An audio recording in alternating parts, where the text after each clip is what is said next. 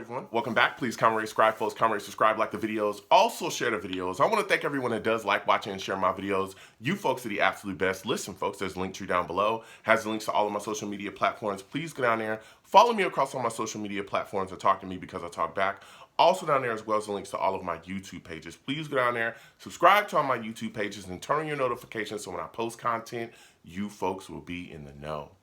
Now, with that said and done and put to the side, I've come to talk to you folks today about the New York Jets losing to the Tampa Bay Buccaneers 28-24. 28-24, the Jets lose. This was a really hard-fought game by the New York Jets team, a young New York Jets team.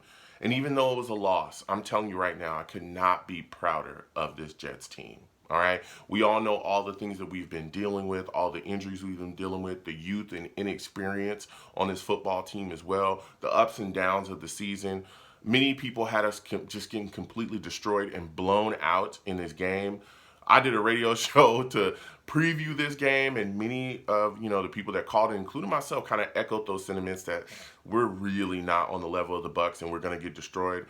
And weren't we pleasantly surprised to see this New York Jets, this young New York Jets team come in and fight their butts off and put things together, but just not get the victory. And we're going to discuss that.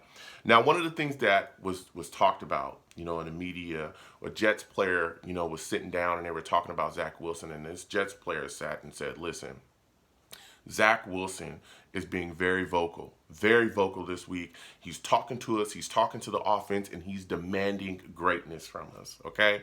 And I was like, wow, Zach has really stepped into a leadership position. He's really stepping up and really wanting more, not just from the offense, but from himself as well, right? And so in this game, I think that's what we saw. Again, the New York Jets are down their top three weapons, Crowder, Davis, Elijah Moore, they're not playing. Zach Wilson today went out there and was wheeling and dealing to whoever he could out there. The ball placement, the throws, the decisiveness with the football was off the charts. I think that this is the most complete game that I've seen Zach Wilson play this entire season. He was getting the ball out of his hands so quickly. It was crazy. It was completely crazy. Zach Wilson was 19-33 on the day, 234 yards throwing the football, and he also had a touchdown. No interceptions. Everything was quick, just out of his hands. The ball was moving so fast. He was putting the ball in places where only his wide receivers could get it. Zach Wilson, bravos to you. He played a great game, but you know who else played a great game? That man, Braxton Berrios. Listen, at this point, Braxton Berrios is a must resign. Let's not tell any jokes here. This guy's been phenomenal this season. Been phenomenal. Not just special teams, but he's also giving us something at the wide receiver position, coming out of the slot and doing his business. Braxton Berrios had 8 catches on a day, 65 yards. He also had a touchdown. He also caught a touchdown early. He also had a rushing TD early as well. He accounted for our, 14 points, some of our first points. This guy was the guy that went out there and got it for us. So Braxton Berrios was amazing today. He truly was. And the Bucs, their first half, they just seemed completely out of whack, dude. They were thrown off, and the Jets were just taking it to him constantly. Even Carter had a, solid day as well. 54 yards rushing, but he ended up with a concussion. He had a long 55-yard run, but he ended up with a concussion and he was done for the day. So the Jets just continued to suffer injuries. We also lost Fant as well along the offensive line. So offensive line shuffled a bit more, but the Jets still were in the game. Now before the half, it was a big play by Eccles. Eccles was able to get an interception from Tom Brady, and we were able to take that back and get some points off of it. We were able to get a field goal, just off of that interception and set us up for a nice little short drive, get that field goal, and we went into the half with that field goal, points added to us. And that was huge because, again, we've talked about the New York Jets defense struggling at times this year, particularly the secondary. But let me tell you something. Bryce Hall and Eccles played pretty well today. They did. Now, again, Gronkowski did what Gronkowski usually does. He had, quite a day against us. But, this young secondary was out there doing what they could and taking care of business. And again, Eccles made a really nice play before the half. Now, at one point in this football game in the third quarter, we came back after the half, all right? Third quarter, we're continuing to grind. We're continuing to do our thing. At one point, we were up 24-17 24-17 against the Bucs. We're up and we're looking dominant. Now, this is where things got a little crazy, all right? There were some weird things that went on in this game. Antonio Brown is on the Bucs sidelines, and according to reports, Bruce Arians was going to bench him because of, whatever was going on over there. He was just tired of dealing with Antonio on the day.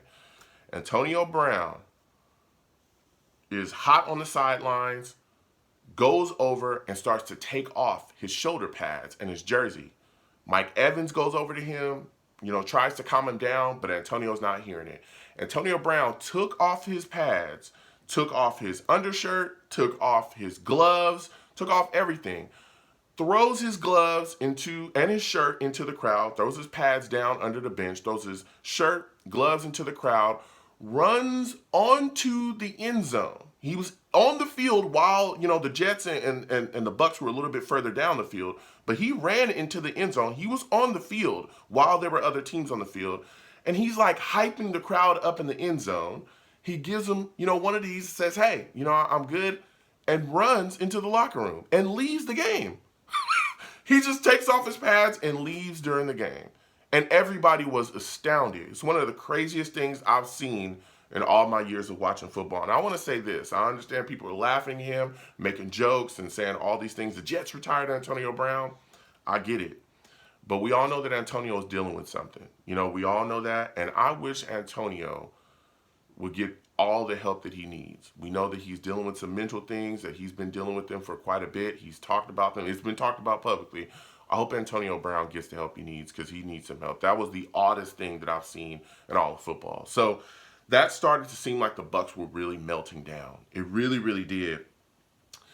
And then all of a sudden, the Bucs were able to put some things together. The Jets couldn't sustain drives because the Bucs started dialing up the pressure defensively, especially their front. Guys like Vita Vea started to get in Zach Wilson's face over and over again constantly. Not even just getting the sacks, not getting sacks. I think Zach was only sacked one time in a day, but they were able to cause so much disruption. That was the problem. Vita Vea was just chasing Zach down. Zach couldn't really, get his feet set to throw the football because he's throwing off his back foot because Vita Vea, this huge guy, is coming at him. So after a while of that, the quarters started to slip away. We started to get into the fourth. The Bucs had hit a field goal, so now it's 20-24. And I'm like, whoa, we've got to put something together, get some points on a drive, and, kind of slow this momentum down that the Bucs have gotten. Now, we get the ball, and we actually do put together a decent drive.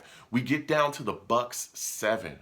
And it's fourth down. We're up 24-20, and I'm thinking, hey, we're going to kick a field goal and get on out of here. That's what we're going to do. You know what I'm saying? We're going to kick a field goal, be up by 7. They're going to have to drive the full length of the field, and we'll see what happens, right? It is 4th and 2. The New York Jets decide to go for it on 4th and 2, and the call is a QB sneak. They run a QB sneak. It gets stuffed by the Bucs defense. And the Bucs get the football back. That was a horrific call by Mike LaFleur. That was horrific. That call was awful. That was the worst call of the game. And LaFleur had been amazing up until that point. It was awful. That was awful. It completely killed everything. And guess what? It gave Tom Brady enough time to do what Tom Brady always does. The Bucs took that ball with about 2 minutes and 11 seconds left and drove right back down the field. And Tom Brady found Grayson for a 33-yard TD. They also hit a 2-point conversion as well. Game over, 28-24. Bucs win. That's what happened. It was insanity. That call was atrocious. Again, Mike LaFleur up until this point has been very good. But that call by itself costed us the game. And the Bucs did what good teams always do. Tom Brady did what he always does. He's a great quarterback. When you present them with a chance and you leave the door open, they will snatch victory out of the jaws of defeat, and that's exactly what they did. Awful, awful play calling. I truly believe it costed us the game. So comment down below. Let me know what you folks think. How do you folks feel about this Jets loss? What are your thoughts about the play of Zach Wilson? I want to hear from y'all, right? You folks have a good one. Peace.